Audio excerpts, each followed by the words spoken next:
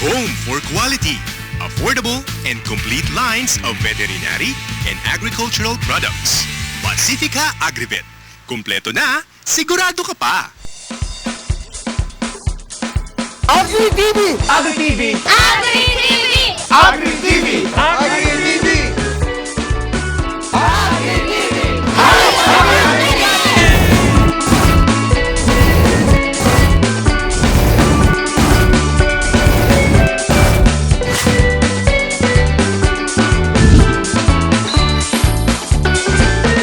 Fights parasites and infections, provides vitamins, minerals, and supplements, giving you a wide array of grooming aid for all your pet needs. For your dogs and cats grooming, Frenzy shampoo for him and for her, and Cuddly Pet Cologne, leaving your pets smelling fresh and clean. Fights parasites and infections, provides vitamins, minerals, and supplements, giving you a wide array of grooming aid for all your pet needs. Baby goat, kawawa ka naman, pero huwag kang mag-alala. Nawalay ka man sa iyong mga magulang, ipapampong kita sa mag-asawang ito. At para ikaw ay lumaking isang maamong tupa. Dahil sila ay tupa. Alam mo, dati marami sila eh. Pero naubos na yung iba, dalawa na lang natira, kaya tupa. Tupa sila. Ayan ho, sige, dyan ka na ha. O, diba? Close na kayo agad? Ay, mga ka-agri! Naku, maraming salamat po at kasama ko na naman kayo. Dahil ito nga po si Makatang singamo rin ng tupa. Katulad ng kambing ay wala rin pong kahambing sa paglalambing sa inyo habang ako'y pinapanood dito sa aking programang Agri TV, Hayop ang Galing. At dahil nga po magaling ako, dapat mapabilib ko kayo sa mga ipapalabas ko ngayong linggo ng umaga. At eto na po ang aking ihahanda. Panoorin nyo. Mga ka-agri, isang umagang kayo'y mag-a-agree dahil malamang kayupan at napakarami. Tama po, napakaraming laman ang aming ibibigay. Lumelevel up pa rin ang pagbabantay, baboy natin. At ang Pigrolac all the way pa rin sa pamimigay ng kalamang baboy. Masasayahan kayo dahil sa fun hayop naming isang mini zoo within the city. At ang kakambal ko, may ibibida na namang trivia. Sa pag-aalagang hayop ang galing, Happy Pets may hayop na i-rescue from sakit. Lahat ng yan dito lamang sa Agri TV, Hayop ang Galing! This portion is brought to you by Univet.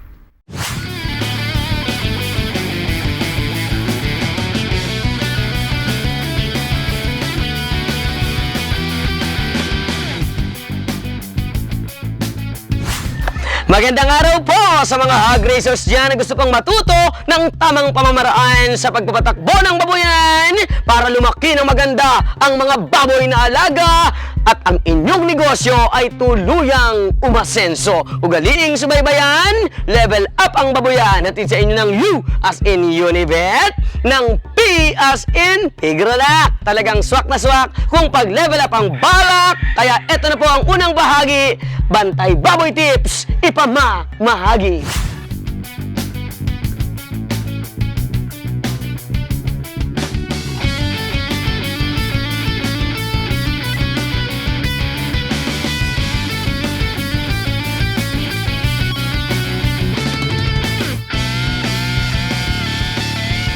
Walang hiya kayo mga pesti kayo! Lagi yung binibigyan ng sakit ang aking mga alagang baboy, ha? Ha? Ito sa inyo! Oh, Mang Ronnie, puso mo. Oy, Dok, ikaw pala. Dok, nakakapang-init kasi ng ulo itong mga pesting nagtatago sa baboyan ko eh. Perwisyo. Ganyan talaga sa baboyan, Mang Ronnie. Kaya nga, kailangan natin ng regular na paglilinis at pag-disinfect upang mabawasan natin ang dami ng mikrobyo. Dok, regular naman ako mag-disinfect eh. Kaya lang may mga pesti talagang pasaway. Kinakawawa yung baboy ko. Meron pang isang uri ng disinfection na kailangan natin gawin, Mang Ronnie. Ito yung tinatawag na terminal disinfection. Terminal? Dok, mukhang mas matindi yun ah. Oo, Mang Ronnie. Pangminsanan lang ito. Pag wala ng lamang hayop sa kulungan, o kaya ay pag may tumamang malalang sakit sa ating mga baboy, lalo na pag viral. Ayos yan, Dok ah. Kailangan ko nang simulan yung pag-terminal disinfection yan, Dok. Ano bang magandang gamitin para dyan, Dok? Para sa terminal disinfection, gumamit ka ng microban. Microban? Dok, kaya naman bang alisin yan yung mga pinakamatinding peste sa baboyan ko? Oo naman, Mang Ronnie. Ang Microban kasi ay isang broad spectrum na disinfectant. Pumapatay ito ng bacteria, viruses, fungi at maging bacterial spores. Microban? Manda kayo mga peste kayo. Para sa isang epektibong thermal disinfection, maghalo lamang tayo ng 40 ml na Microban sa isang galong tubig at i-spray ito sa mga bakanting kulungan o kaya pag may tumatamang malalang sakit. Dok, tama ba 40 ml kada galon tubig? Dok, sapat na ba yun? Sapat na yun, Mang Ronnie, para pumatay ng bacteria, viruses, fungi at mga bacterial spores. Astig! Magti-terminal disinfection na ako with Microban. Manda kayong mga peste kayo. Ite-terminate ko na kayo. Ugaling maglinis at mag-disinfect ng inyong babuyan. Pagdating sa disinfection, dalawang klase yan. Ang isa'y regular, para di na dumami ang bilang ng mikrobyo, at ang isa na may terminal, para patayin ang mikrobyong perwisyo. Gawin ang terminal ng minsanan. Pag walang hayop ang kulungan o may kumakalat na sakit dyan, ang mabisang gamitin, Microban! Sa tamang paglilinis, regular at thermal disinfection, makakasiguro tayo na may iwasan ang insidente ng sakit sa ating mga babuyan.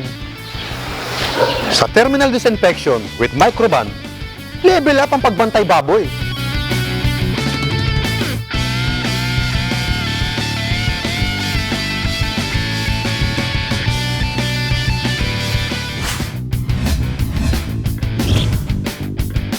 This portion was brought to you by Univet.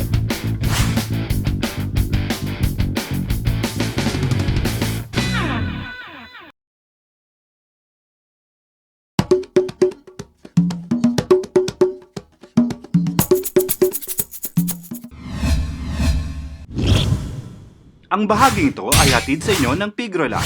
Tuloy po ang level up ang babuyan. Ikalawang bahagi naman, mga dagdag kaalaman sa wastong pagpapakain sa mga alagang baboy natin. Halina't ating tangkilikin para sila'y lumaking okay na okay. Tatak Pigrolac all the way!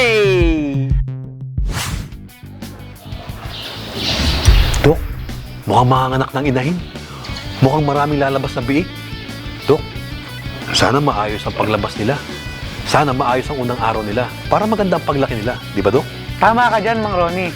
At saka, Dok, ang unang ginagawa ko paglabas ng mga biik, pinupunasan ko ng malinis na basahan. At tinatanggal ko yung mga lamad, lalong-lalo yung mga nakabara sa ilong.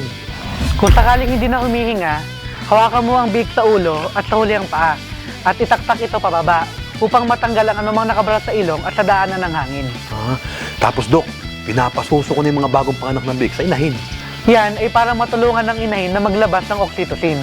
Ang oxytocin kasi ay isang hormone na nakakatulong para maghilab ang matres at para mailabas ang mga biik. Di po ba, Dok, nakakatulong din yun sa pagbaba ng gatos ng inahin? Correct. Tapos, talian mo ang pusod ng malinis na sinulid. Mga 1 pulgada ang layo mula sa katawan. Tapos, putulin mo ang pusod gamit ang isang malinis na gunting o kaya blade. Dok, pinapahira ko ng tintura de yodo ang dulo ng pinagputulan. Tama yan, para maiwasan ang impeksyon. Pinuputol ko yung matutuloy sa dulo ng ngipin, pinupurol ko, Dok, at pinapakinis para hindi masugatan ng ina pagsuso ng mga biik. Siguraduhin mo lang na hindi masusugatan ng gilagid ng mga biik. Ito ay para maiwasan ang impeksyon. Dok, yung buntot dapat rin magputulin, ha? Oo, Mang Ronnie. Putulin ang buntot sa unang araw ng mga biik upang maiwasan ang pagkakagatan nila pagdating ng grower or finisher stage. Dok, gaano ba kahaba ang puputulin sa buntot? Ang matitirang buntot ay dapat nasa 1 o 2 pulgada lamang o sapat na para matakpan ng ari o ang puwet ng mga biik. So, Dok, kailan ko pa sila bibigyan ng pagkain? Bigyan mo ang mga sumususong biik ng Early Win Immunobooster mula sa edad na 5 hanggang 35 na araw. Basta tatak Pigrolac, astig talaga yan mga eksperto sa AK USA, ang partner sa paggawa niyan. Pakinggan natin kung ano pa ang say ni Dr. Fioli from AK USA. The Early Wean Immunobooster is designed to supply a diet that is very digestible for the baby pig. It has a good source of lactose and milk ingredients. Another feature of this feed is that it has been formulated taking into account the fact that pigs in this early stage tend to be very prone for diarrheas, and we really need to prevent those. Other technologies are natural growth promotants like organic acids that help with digestibility of the nutrients, and other types of ingredients of that nature that contribute and help the animal extract the most out of the nutrients and improve the feed conversion ratio and their growth potential. Siyempre, tatak Pigrolac all the way. Level up ang mga sumususong biik sa Early Immune Booster. Oras na po para magpaalam, pero iiwan ko po kayo na mas marami ng alam. Kita-kita na lamang po tayo sa susunod na yugto. Marami pang dagdag kaalaman sa Level Up ang Babuyan. Ang bahagi ito ay hatid sa inyo ng Pigrolac.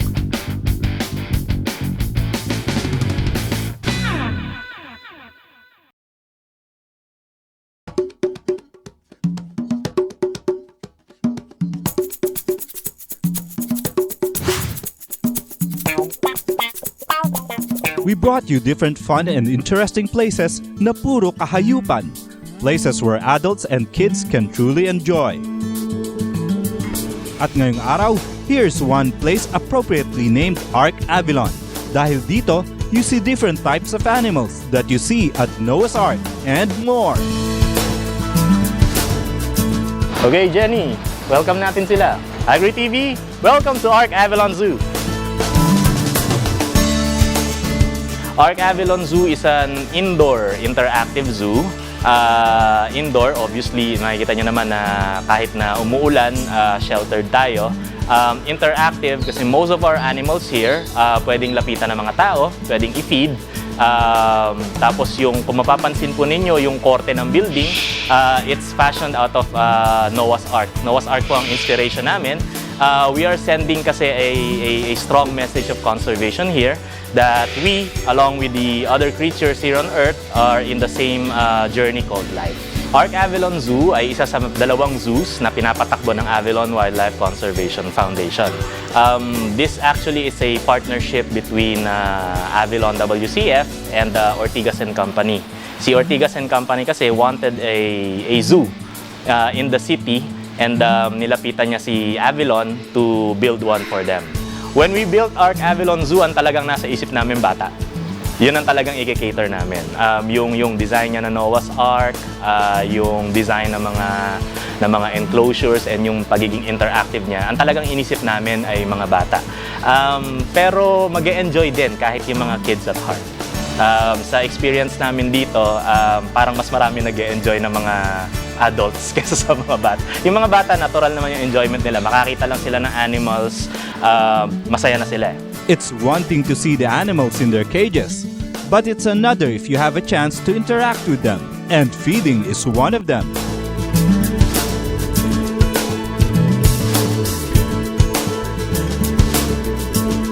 And of course, there's more to just having fun watching these animals, but also a good place for kids and adults to learn. So aside from having fun with the animals, alam naman natin yung mga bata gustong-gusto niya ng mga animals, lalo na pag nalalapitan nila. Ang talagang aim namin dito is to educate people. Not only na maging aware sila na meron pala mga animals na katulad nito, pero para maging aware din sila dun sa plight ng mga animals na to. Alam naman natin na yung mga habitat sa wild are mostly dwindling na or nawawala na. So dito, pag nakuha na namin yung atensyon ng mga bata, ng mga taong bumibisita dito, doon na kami nag-i-infuse ng conservation education sa kanila. Well, the fun is bihira ka na. It's not every day that you get up close and personal with animals like Jenny, yung orangutan namin. No? It's not also every day that you get to feed some of the animals. No? Makikita mo sila kung paano sila kumain, makikita mo kung paano sila matulog, kung paano sila maglaro. So, yun yung fun element na binibigay ng isang zoo na katulad ng Ark Avilon Zoo. Education din is fun. We like to believe that learning is fun, no? Especially if learning about nature, learning about animals. No? Dun nga, yun sa pag-interact mo with animals like Jenny, matututunan mo rin na, ganito pala ang isang great ape, no? This is how a great ape looks like. Mapapansin din ninyo yung mga signage namin, may mga information materials din kami na nandyan. So, while having fun, you get to learn about nature and about animals. In this ark lies a bunch of different animals ready to interact with you and can truly entertain. Kaya if you are looking for fun high places within your reach, try Ark Avilon at Frontera in Tiendesitas, Pasig. I would like to invite yung mga viewers natin to come to Ark Avilon Zoo and experience celebrating life with the animals here.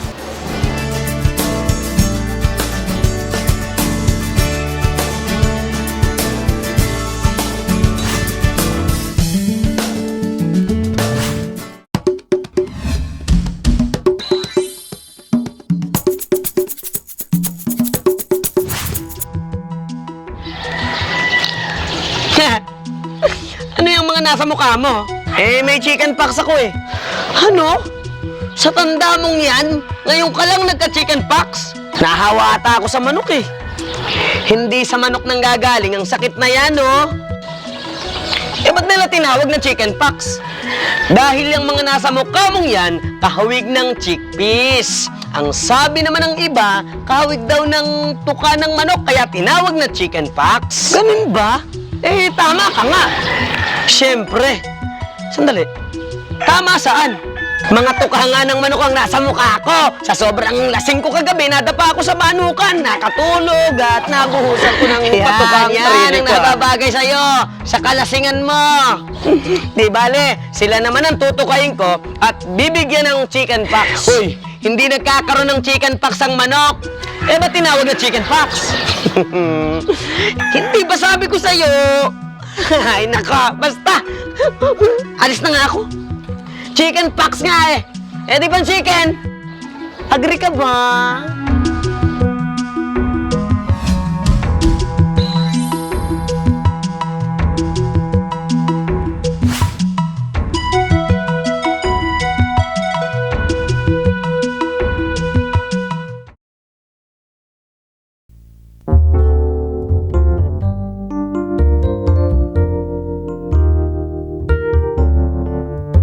Only one thing fuels life.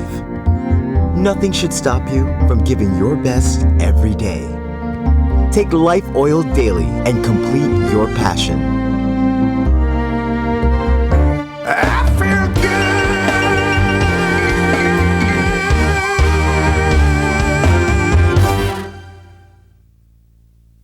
Fights parasites and infections, provides vitamins, minerals, and supplements, giving you a wide array of grooming aid for all your pet needs. For your dogs and cats grooming, Frenzy shampoo for him and for her, and Cuddly Pet Cologne, leaving your pets smelling fresh and clean. Fights parasites and infections, provides vitamins, minerals, and supplements, giving you a wide array of grooming aid for all your pet needs.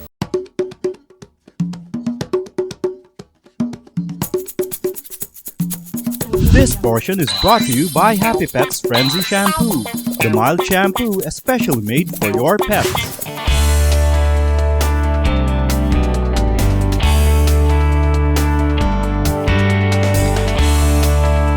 Good morning! I'm Dr. Aninia Saison of Synervet Animal Clinic and Grooming Center, and we're here at Baliwag, Bulacan branch.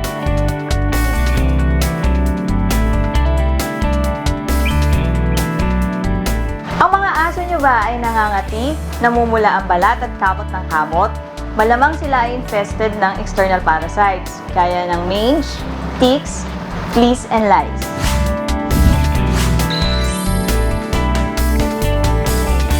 Ano nga ba sintomas nito? Ito'y makikita sa mga alaga natin, yung mga nangangati, namumula ang balat at kamot ng kamot.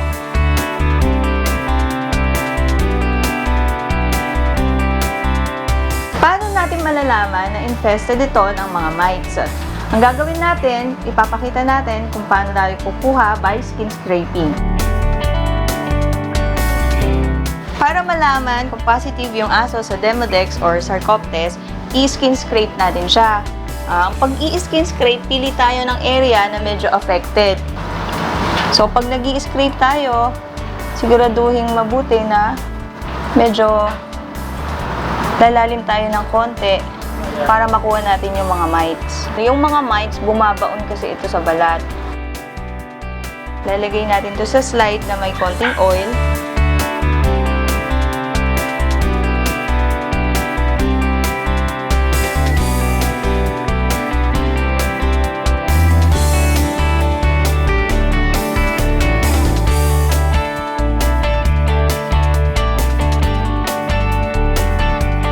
So, ayan, nakita na natin na positive talaga si Chichay sa mange. So, gagamitin natin si Chichay ng highly effective na solution para mapatay talaga yung mga mange niya. Ito ang tinatawag nating Vermitras. Ang Vermitras ay concentrated solution. Ihalo ang 5 ml nito sa 1 liter of water kapag scabies. 10 ml naman nito sa 1 liter of water kapag Demodex. Paliguan muna ang aso ng regular soap, then i-apply yung Vermitras solution all over his body, then let it dry naturally para kumapit yung gamot para mamatay yung mga mites na nagkukos ng pangangati nito. Then, use it once a week at tandaan mabuti bawal itong gamitin sa pusa, sa mga buntis na aso, sa mga bagong panganak at sa mga puppies na less than 3 months of age. Siguraduhin natin gumagamit tayo ng gloves kapag ito'y ating tinitimpla. Ito ay toxic sa ating mga tao at sa mga animals kapag ito ay nadilaan.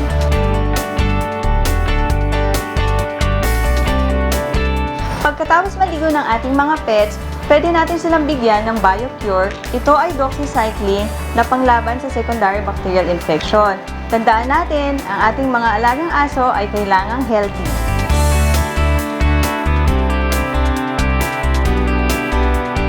Next week, abangan nyo naman kung anong dapat natin gawin sa mga bagong panganak na aso. Dahil here at Happy Pets, we're ensuring na alagang hayop, you need not just the right grooming but also the proper care and proper medicine. This portion was brought to you by Happy Pets Cuddly Pet Cologne, leaving your pet smelling clean and fresh. Mga ka-agri, sumapit na naman po tayo sa dulong bahagi ng ating programa. Maraming salamat po sa inyong pagsama dahil alam kong kayo ay akin na namang napasaya. Maraming salamat po kay Boss Jing Concepcion sa kanyang napakagandang JJC Farm kung saan dito kami po nag-shooting eka nga. At syempre, ako'y natutuwa at dito pala meron pang poso. Hindi ko lang po alam kung gumagana pa. Pero dahil ako po nauuhaw sa haba ng aking mga pinagsasabi sa inyong makabuluhan naman, tamang-tama ito.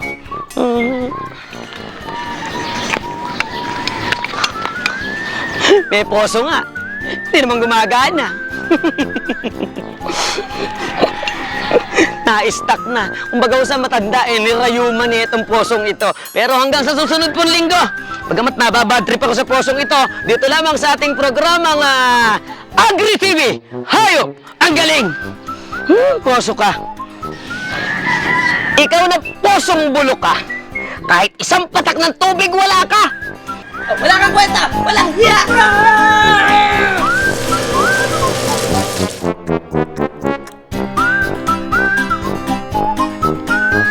Makata would like to thank the following: Edway Bear Salon, Glitters Photo Court, Dentista Ho at Robinson's Place, Malolos, My Philippines, available at all Cultura outlets, and Bistro Malolenyo.